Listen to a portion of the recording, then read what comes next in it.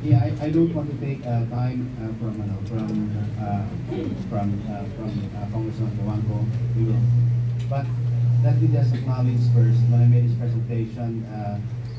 A lot of this comes from Dr. Ronald Gatsalian, who was a PhD in nuclear engineering last December from Texas A&M. Dadasal ako na huwag siyang i-pirate ng Meralco kasi ang bababa na posisyon niya dito sa PNRI. Kasi alam niyo naman sa gobyerno yung plantilla ni Mo hanggat hindi mag-resign ang mamatay yung nasa taas. Naku, ayoko namang sabihin mamatay yung mga iba. No? But what I'm saying is that I thank you, Ronald, for speaking with us. I need him because I'm not a nuclear expert. My expertise is geology, maybe the expertise in geologic disposal of nuclear waste. But I go to my people here at PNRI for advice. And that's how, yan po ako natuto sa nuclear. Ngayon, the bill has explained many things. Hindi lang talaga nuclear power. Meron kami dito ng facility na ginagawa pagdasal niyo matapos because that will lower the cost of cancer diagnosis, especially for women. Kasi 70,000 Filipinos na have cancer every year because they are diagnosed late stage 4 na. To diagnose cancer at stage 1, you need PET CT scans na mahal. 45,000 to 60,000. So yung facility natin kung natapos, mapapababa yan sa 20,000. So pwede nang i-field health. Kasi pag nahuli yung cancer sa stage 1, especially sa mga babae, ang laki ng chance sa makarecover. Pag stage 4, wala na talaga. So, ang pulubi at saka middle class, condemn pag may cancer. So yan po yung mas.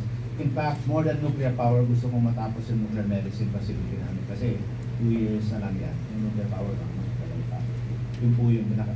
Palataya na po ako I turned 64, it was my birthday 2 weeks ago. So, alam niyo naman, it's been 65. So, isang taon na lang. Okay, pag nag-retire tayo, marami naman gusto magpa-consult sa akin. No? So, pero, ang importante, napaka-importante matapos ngayon. Kaya po nandito, pagdasan yung manalo si Congressman Marco Wangco. Hindi dahil sa kaibigan ko siya. But on top of that, siya kasi he's the strongest advocate for nuclear in the Philippines. His bill, which won by 200 versus 7, right? In the lower house. Bawal kang mag-endorso. Sino nagsasabing bawal? Tanggalin na ako sa trabaho. I-hire agad ako bukas ni Pangman ni Pangilinan. You know, as I said, no, I'm not lying. There are many companies who want to consult with. I cannot do that. No, but I'm not endorsing because of this. His bill is now in the Senate. Magsa-second and third reading na sana. Kasi why importante kung ma-approve yung bill na yon? Kasi ang problema namin ngayon, ganito, PNRI, regulator kami at saka promoter. Kami ang gumawa ng aming reactor. Ang problema, kami rin ang magli-lisensya. For example, pag binuksan ng BMPP, sino ang magli-lisensya ng license to construct at saka license to operate? Si PNRI. Pwede pa namin gawin yun. Ang problema namin ay joint yung research and promotion doon sa regulation. Dapat hiwalay po yun. Yung bill po niya, yun ang gagawin. Okay, great. Sabi ng mga Canadians, lahat sila last week. Hindi kami pupunta sa Pilipinas hanggat hindi matayo yung PhilAtO. Kasi dapat yung regulator walang pressure. Kung may sira ang nuclear plant, hinto yan. Ay, magpa-brown out. Walang pakialam. Safety kasi ang nakauna. Dito po kami nagkaroon ng konting diferensya pero nako-convince na kasi si DOE, si Undersecretary, gusto niyang lagyan pa ng isang level yung tawag dyan yung PhilAtO Advisory Board na nandun din ang DOE. Hindi po yan ginagawa sa lahat ng bansa may nuclear. Kung tanggalin man nila ako dahil sinasabi yan, so be it. But that is the truth. I think na-convince naman sila. Hindi pwede hindi independent ang regulator. Okay? Ang isang problema nga ganito yung aming research reactor na ginawa namin. Kami nag-invent, kami gumawa niyan. Yung mga babae namin, engineers na gumawa niyan. Tapos kami rin ang nag-lisensya. nagkita yung regulator at saka yung sa opisina kung nagkamayan na lang sila doon. Hindi pwede yan pag may nuclear power plant. Okay? Pero pwede bang tumanggap ng applications? Yes. Ipapasa na lang yun doon sa PhilAtron pag na-form siya. So yan ang number one. Kaya po, hindi pwedeng matalo si Ong Mark. Because he is the one who's the strongest. He knows, among all the lawmakers, he's the one who knows about nuclear and then can advocate it, especially to our president. No? Yan po yung, ewan ko kung sino yung kalaban mo doon, pero yun. Yan po napaka-importante. Sa Senate naman yata wala namang kalaban eh. Pero ganito lang alam niyo po ba na yesterday nagkaroon ng brownout sa Spain at saka Portugal? Nasa pagpatin tayo. Kasi 88% ng energy sa Spain and Portugal renewables. 11% lang yung nuclear. Ganyan ang problema.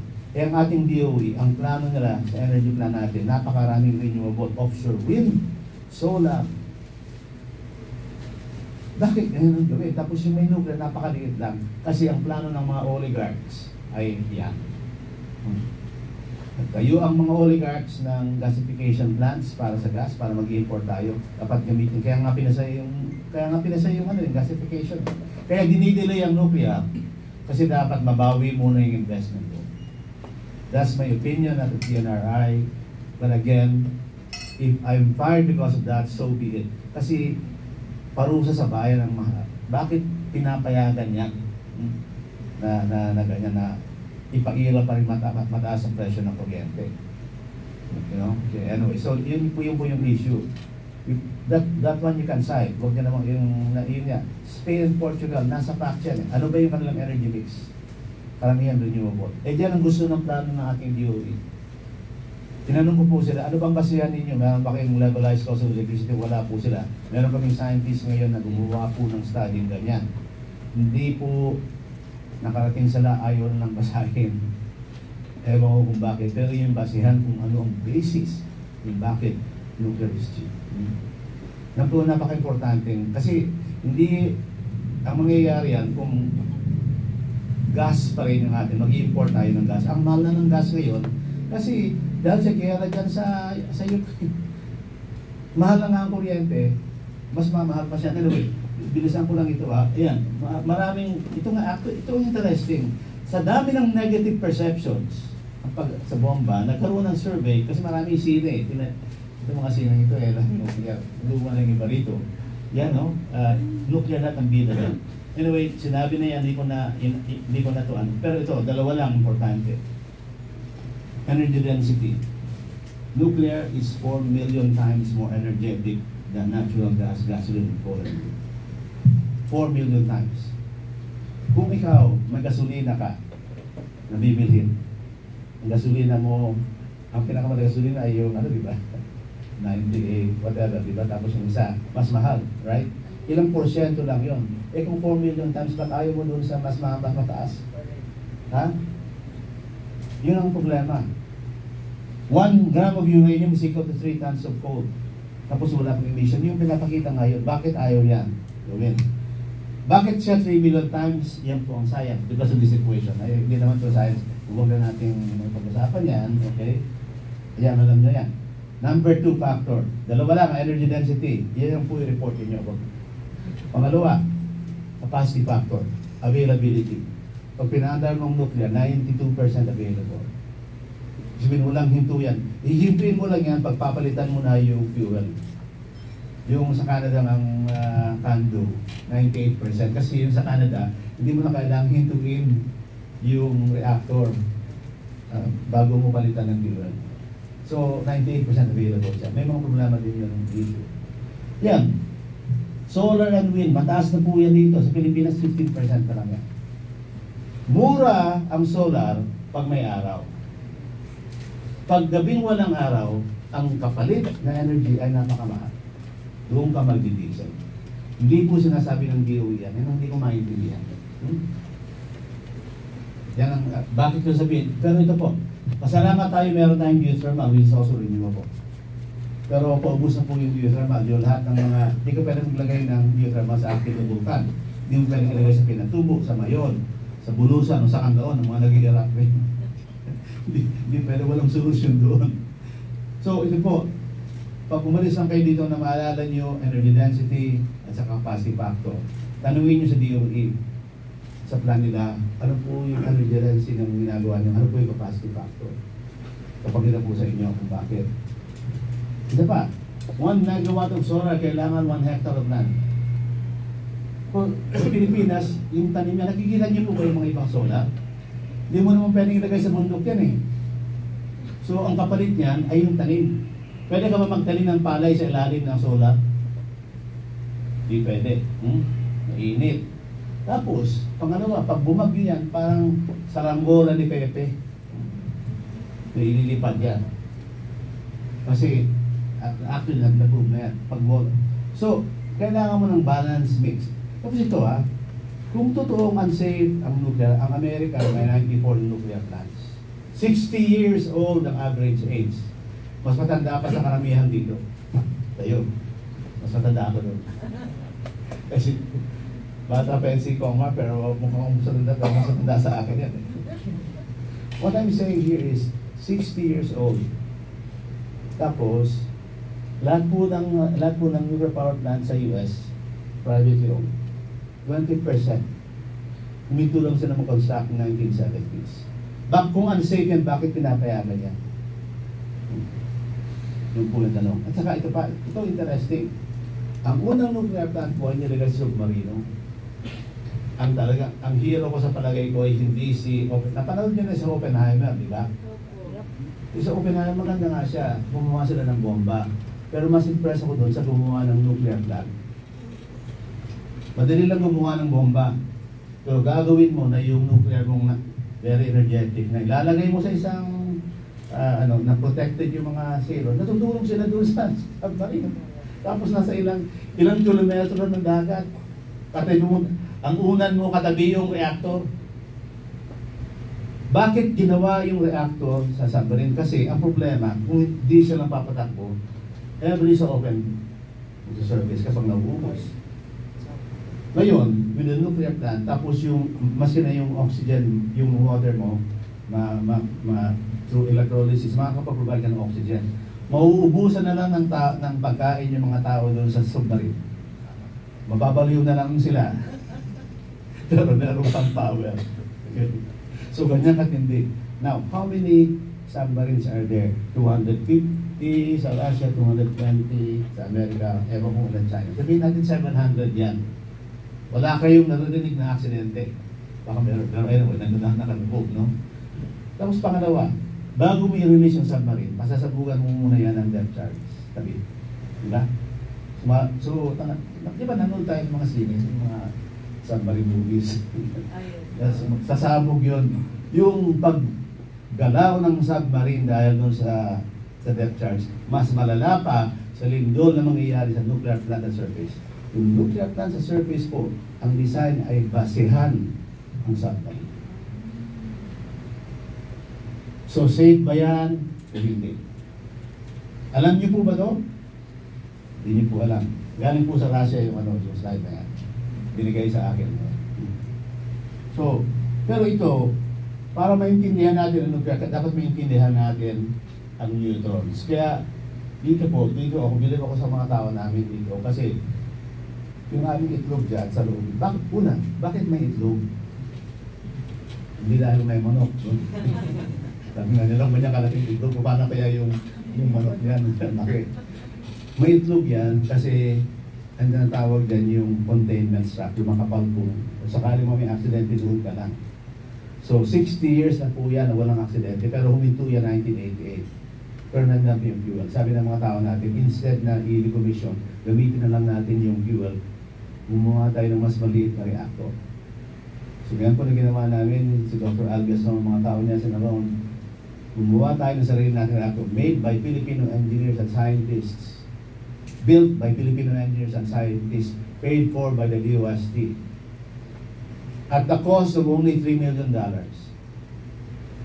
Umandar na po yan 2 years ago.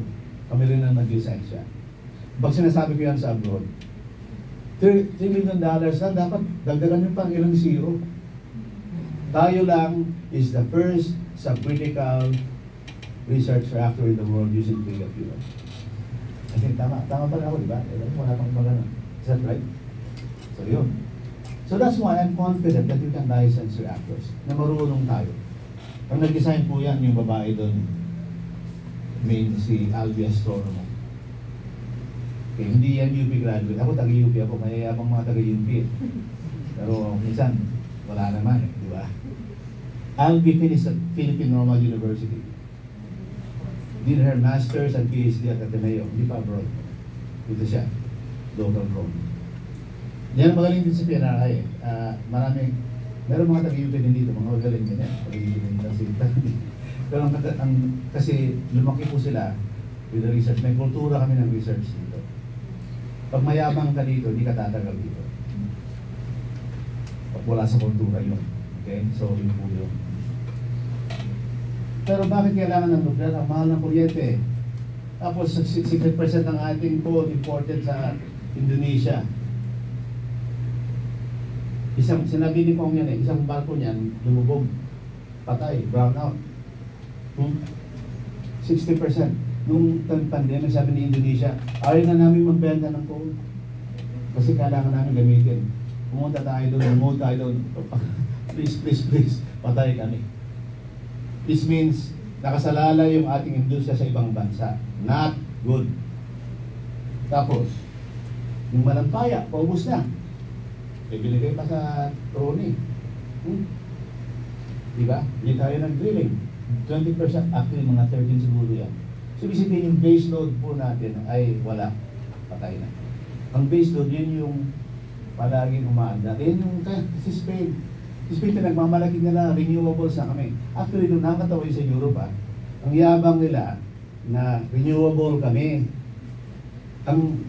Kaya sila mayabang kasi nakakonect silang lahat. E nandoon si France sa 70% nuclear, nakasandal sila sa nuclear kay France. Renewable ka nga. Sabi nga ni Germany, oh, we will cancel nuclear. Pero nakasaksak sila doon sa France. Kung wala pa si France, wala. Okay? Ngayon, ang plano ng gobyerno natin, renewable paramihan, patay na tayong lahat. Tapos, isla pa tayo. So yan, dapo na tinatanong. Tapos yan, pwede rin siyang base load. Ito nga eh, coal ang dami. Pinagbabawal na ang coal, nandiyan pa rin. Mabuti may geothermal tayo. So, dapat damihan din ang wind at saka solar. May problema talaga tayo dyan. Anyway. Tapos, mag-i-import tayo ng LNG. Ang price ng LNG, ganyan, no? Ibig sabihin niya, magmamahal pa yung kuryente.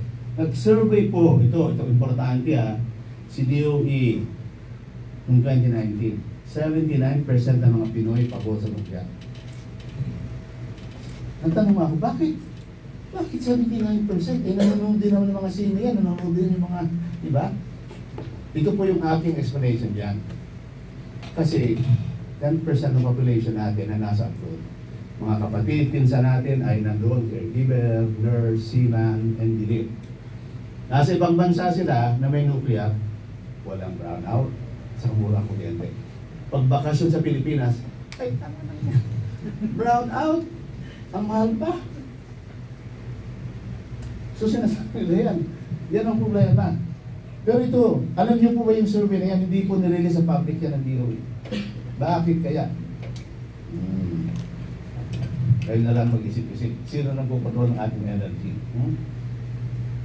Tapos, ito pa. Binyang Filipino family, may isang ref, walang aircon. Binabayaran sa kuryente, 2,000, 3,000. Kung inuwing pera, mga 30,000, 10% ng inuwing pera nagugugol sa kuryente. Sa ibang bansa, maliit yan. Kinausap ko yung Chinese na kaibigan namin, 1%. Sa US, less than 1%. Yan ang parusa sa bayan. Ito. Kaya nga sabi ko, kung susunod, kumandato ka ng senador, murang kuryente, mananalo ka. Yan lang sabihin mo. Kasi nga talagang 79%. Inulit po yan ng DOE last year. Same result. 80%. Hindi pa rin nire-release yung result sa Bakit? Kasi ang may-ari ng ating mga power ay mga oligarchs. Alam niyo na kung sino, i-research na kung sino yan. Saan ba nanggaling ang mga yan ng mga DOE natin? I-research nyo lang kung saan sila nagtrabaho bago sila naging secretary, undersecretary. Si Popolo Dia, honest na naman yan, kaibigan ko sa UP. Wala man, ang galing na politics yan. Si Yusef Garin, galing San Miguel. So, ayan o, ito, research ni Albi. 9.5% as a percentage of monthly income as compared mo sa Malaysia. Yan ang parusa sa atin. Kaya nga pagdating ng Ayan bukas. Bayaran bukas. bukas, bayaran ng kuryente, kanya na mangyayari. Tayo lahat. Ha?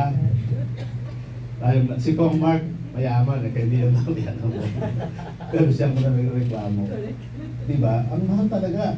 Alam niyo po sa Amerika, 12 years po ako doon. Pag dumarating yung kuryente, para lang siyang, ano mo yun, pamasay, bus pass lang siya, hindi mo talaga siya iniisip eh. Pero pag naman yung kuryente, magkano pa binabali sa akin ng kuryente? Million, di ba?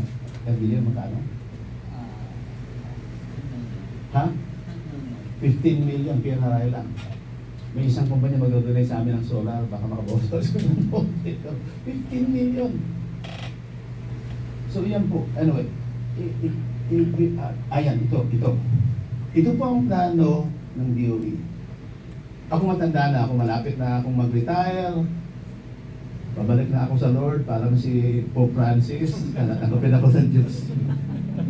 Pero yung mga bata rito, para sa inyo, tingnan nyo 2022.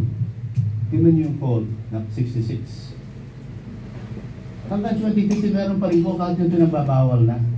Ang palusot nila, kung nasa planong may coal plant, papayagan ka. Sino pinakamaraming coal? San Miguel.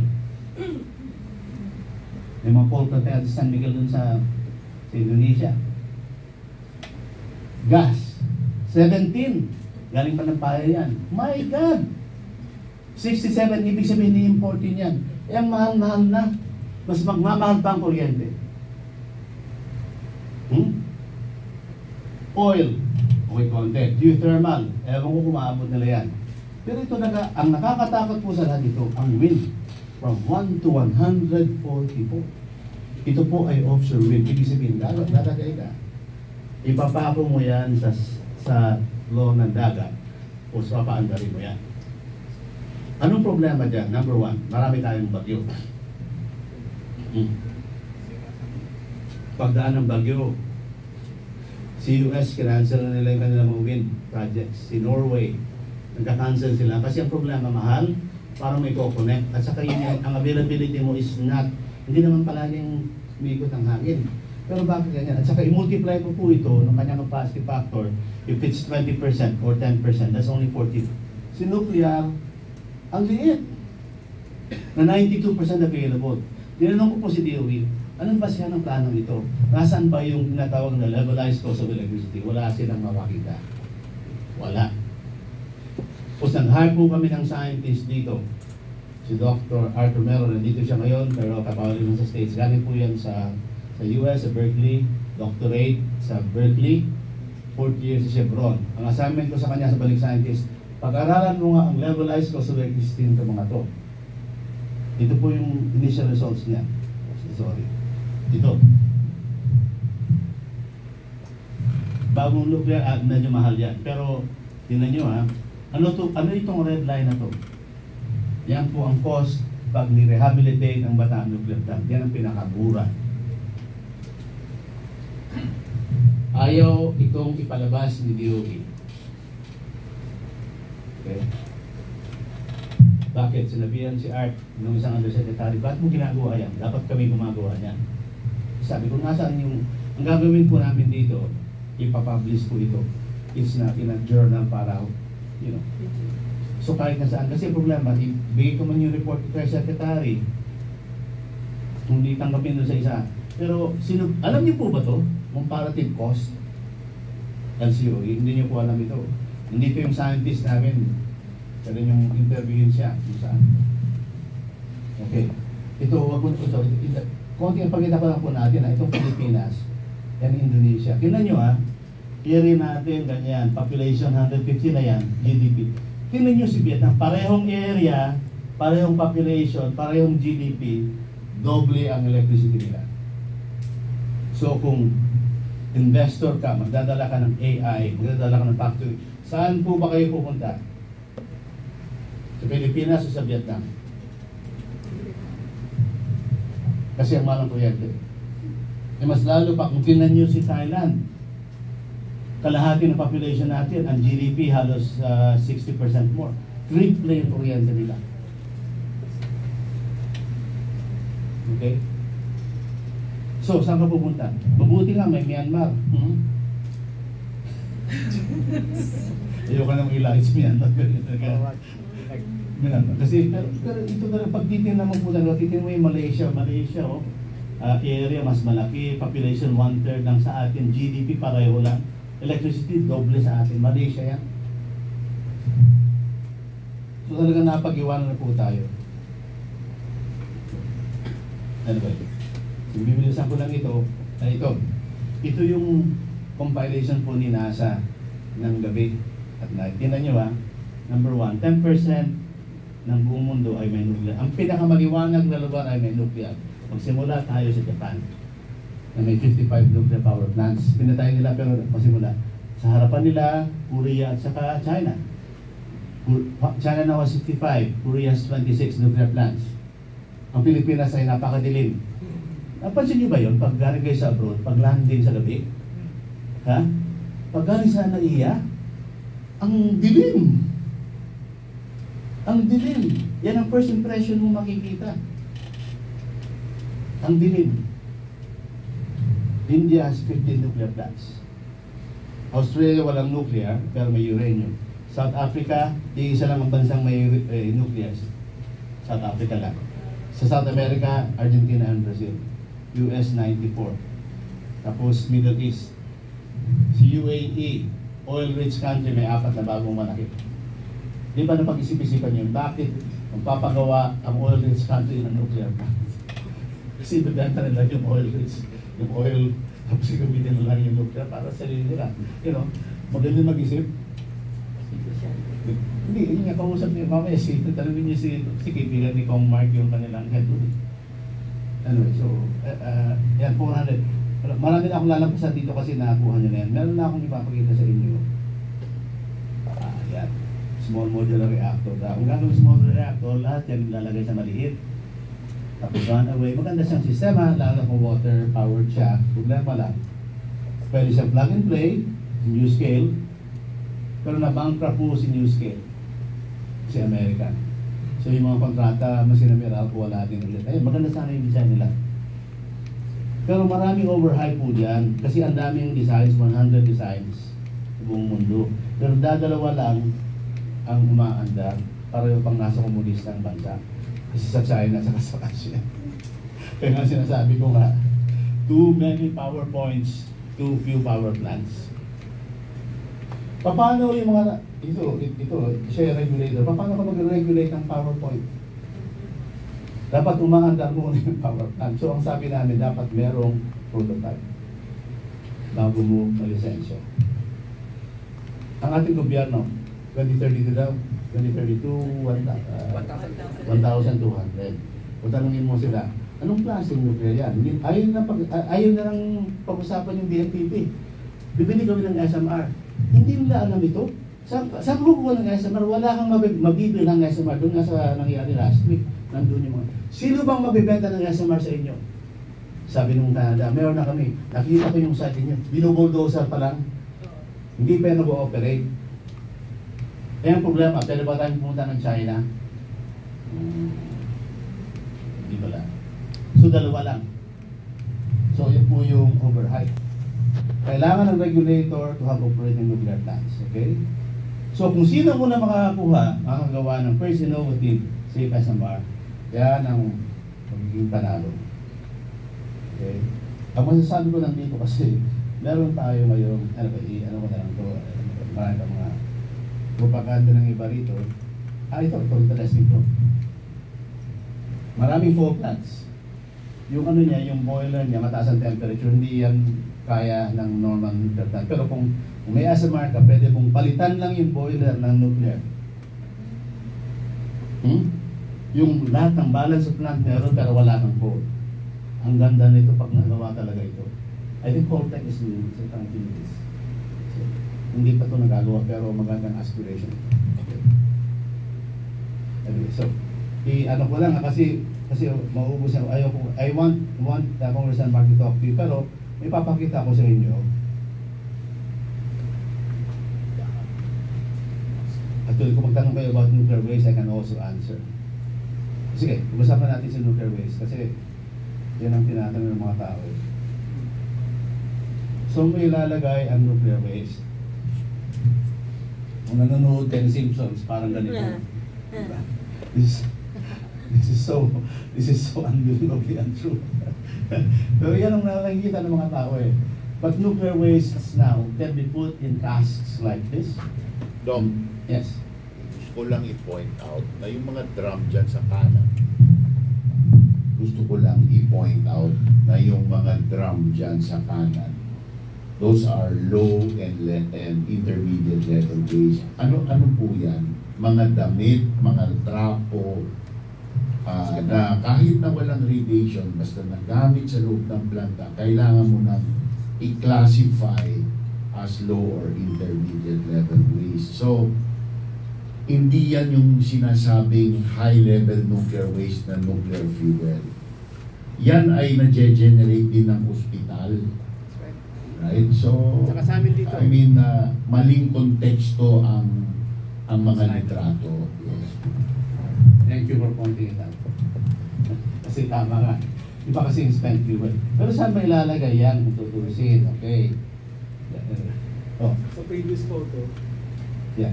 yung nasa gitna po ng niyayakap, high level waste. Yan, yung high level Yes, waste yes, yun nasa tama. yung sinabi naman yung nasa kanan lang. Okay, so yun. Pareho kayong tama. Okay. So anyway, so ito, actually, yung dalila nga, yan. Kasi yung nuclear waste mo will last for 10,000 years. So paano mo siya, paano mo siya alisin? Separate it, isolate it from human civilization through geologic burial and engineered burial. So ang gagawin mo, yung pellet mo, ilalagay mo sa assembly. Babalutan mo yan ng copper, hindi ba? Kasi yung copper mat hindi numulo. Tapos itong importante, ibabaon yan. Tapos, lalagay ka ng bentonite. Yung bentonite, alam niyo po yung bentonite eh. Kung meron kayong cats, yung cat litter, yan pag nag-e-ebs yung cat. Ha? Cat litter. Ano bang tawag sa Tagalog niyan? Social kasi kayo, mga cat litter, yung ibang mga pusa, dyan nasa tabi ko yung nag-e-ebs. Sorry. Anyway, yung cat litter kasi, bentonite yan. Yung crystal structure niya ay layered, negatively charged. So kung makatakas yung uranium mo, maano siya. So ganyan po, babalutan po yan. Ngayon, marami tayong bentonite dito. Sa Pangasinan, meron. Oh, sa Tarlac, meron. So ibabaon mo yan. So may solution po yan. Pero sa Pilipinas, mas maganda yung konti lang, deep boreholes. Pwede mong mag-drill ka ng malalim, takpan mo ng bentonite. Saan? Marami tayong islang pwede paglagyan. Sabi nga ni kung doon nga sa Pag-asa or something, bumili ka na lang ng isang isla, kunin mo lahat ng waste, singilin mo sila. Meron kaming isla. Hiningi ko na sa pamilya ko na umayag sila. Hindi na problema. Isa yun po. Anyway, so yung waste po walang problema. So hindi ko na tatagalin pa. Ayan. Sinabi ko na rin yan. Ngayon, ayan, itong Bataan Nuclear Plant. Sino po hindi pa nakapunta sa BNDP? Nasa kamay. Mag-schedule po kayo, tawagan nyo yung organizers, you can organize it for you. Kung swerte kayo, baka si the best guide for the BNPP is Congressman Marco. Pinarinig niya rin yan. Pero puntahan ninyo, kasi ang nagsabi, tinaho niya raw yan, kalokohang malaki. May pumunta po dyan na South African expert. Nang pagtingin niya sa loob, sabi niya, nagmura siya. What the fuck? Why isn't this plant running? Yun ang sabi niya. I've seen much worse plants that are running in worse condition. Bakit hindi yan? So pwedeng patakbuhin pa yan. Pero natatakot yung iba dahil marami daw tayong lindol. Hindi naman natin ito mga earthquake, pero mga maliit yan. Hindi naman natin Pilipinas made. Tapos, meron daw tayo ng mga volcanic eruptions, di ba? Di pwede magtayo ng vulkan doon sa Tagaytay kasi talagang wala akong solution doon sa tayo. Di ka pwede magtayo ng vulkan doon sa Mayon, sa Canlaon, sa Bulusan, kasi wala akong solution. Pero kung sa fault lang, pag malayo ka sa fractures, pwede ka magtayo. Yung fault dyan ay malapit lang dito eh. Alam niyo sa Ateneo, di ba? Sa Loyola.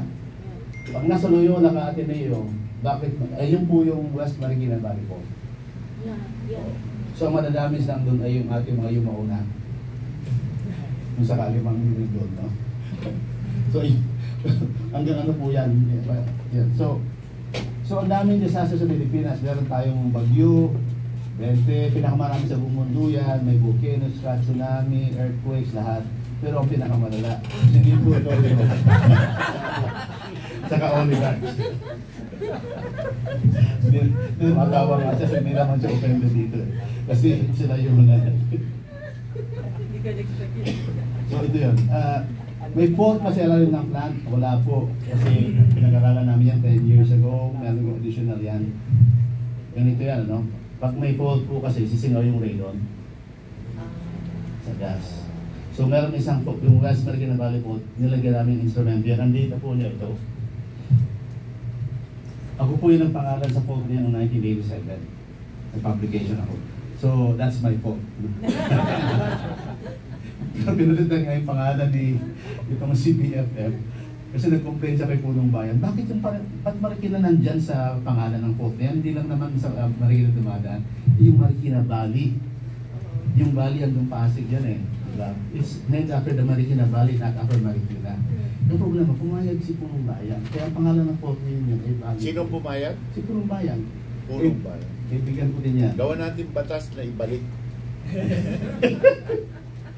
Thank you. Ito po yung BNTP. Kaya na maghusga kung may fault rin. Tapos yung volcan daw, aktibo. Okay. Ito po yung active na volcano, sa Taal. Ito yung Laguna de Bay Caldera. Alam niyo po yung building na to? Ang lupa dito ay adobe. Galing sa violent volcanic eruption. Anong volcan ang nag-erupt sa adobe ito? Laguna de Bay. Alam niyo ba na volcan ng Laguna de Bay? Hindi niyo alam. Last time nag-erupt yan mga 20,000 years ago. Si Mount Native na sinasabi ng active, mas matanda pa dyan. Tapos ipuprove yan po ni Dr. Arthur Mero. Meron kaming dates na yun. Argon 40 days. Tapos ito paano? Kung may ano kasi, kung may lindol, kung may active na volcano, sa ilalim 10 kilometers, may mga lindol kasi gumagalaw yung magma. So active sa Pinatubo, sa Taal, pero tinan nyo sa Native, wala. Tahimik na. Pero sinasabi yan, nandun sa Rappler, research nyo, na active pa daw yung volcano yan sa Kalimpo. Ang napakatindi po niyan. Yan ang pinakamaling utang ng Pilipinas. Yung binayaran natin, ang interest, $180,000 per day hanggang 2007. Bayad na bayad niya. Ang tanong nga ngayon eh, yun pa akong tinatanong. Sabi ba naman sa akin ng isang Amerikano, kung aayusin daw yan, dapat daw magpaalam pa sa Westinghouse. Sabi ko, hindi ko maintindihan to ako. Bibili ako ng Mercedes-Benz. Inuluhulugan ko kung mabayaran ko sa Mercedes-Benz, pero hindi ko ginamit. Kung gagamitin ko yung papaayos, kaya lang ako pang bayaran si Mercedes-Benz, binayaran ko na yan. Eh, kukuha ko ng Koreanong mekaniko para mag-ayos ng Mercedes-Benz na yun. Kailangan pa ba akong magpaalam si Mercedes-Benz? Di ba? Di ko naman siya ibibenta eh. Anyway, yan po yung issue. Pero itong nahirap, kasi pagkatapos ng hininto yung BNPP, alam niyo po yun, ikaw di mo alam, bata ka ba? Pero nakaalala natin, after 1987 na hininto, ang dami brownouts sila. 10 oras na brownouts. Kahit sa Makati. Kahit na sa Makati. Kaya nga sabi nga ni Cory Aquino, sabi ni Pilar Ramos, yung presidente ng CP, ganyan niya ako ng emergency powers. binigay sa kanya. Ang ginawa niya, pinapasok dito lahat ng independent power producers. Ang sumulat ng kontrata yung paborito niyang law firm. Ang daming kickback doon. Yung kontratang yun nag-expire pa na ngayon. Kaya mahal ang kuryente natin sa dahil dahilan. Yan. So, yan ang dahilan kung bakit mahal ang kuryente dahil hindi tungo si BNP at that time. Saan yung way? Sabi ko nga, deep boreholes. Siguro yan, gusto mag-offer niyan. At saka ito, kung papaandarin mo si BNPP, ang fuel kakasya sa isang jeep. Actually, malaking jeep dapat yun. Tapos ang cost, mga 30 million, direct 20 million. Tapos tatagal po siya ng 18 months, isang kalahating taon na wala kang sinusubo. Kung coal plant yan, same output, 620 megawatts, gaano ba karami po ang kailangan? 50 ang Panamax ship. Ang Panamax ships, 50 to 80,000 tons. Importation cost, $800 million. Yung fuel na jeepney ng BNPP, kakasya sa isang C-130, tama ba? Tama ba? Yeah. C-130. Kasi maliit lang siya eh. Isang aeroplano lang, nandiyan na yung fuel mo for 1 year. So 30 million versus 800 million. Kailangan pa bang i-memorize yan? So bakit hindi ka napaanda? Kaya mabuti nagsabi siya ng tao ko na napaanak nila. Okay. Tapos, ito sinasabi ko po, ito, may isang American company. Sabi nila, gusto namin gumawa ng advanced reactor. Pero ayaw namin i-listen sa iyo kasi mahal at sa napakatagal. Sabi nila, dito namin gagawin sa Pilipinas. At saka papalusihan siya dito sa amin. Kaya ba namin? Kailangan namin ng tulong. Pero instead na PowerPoint, gusto nilang gumawa ng power plant.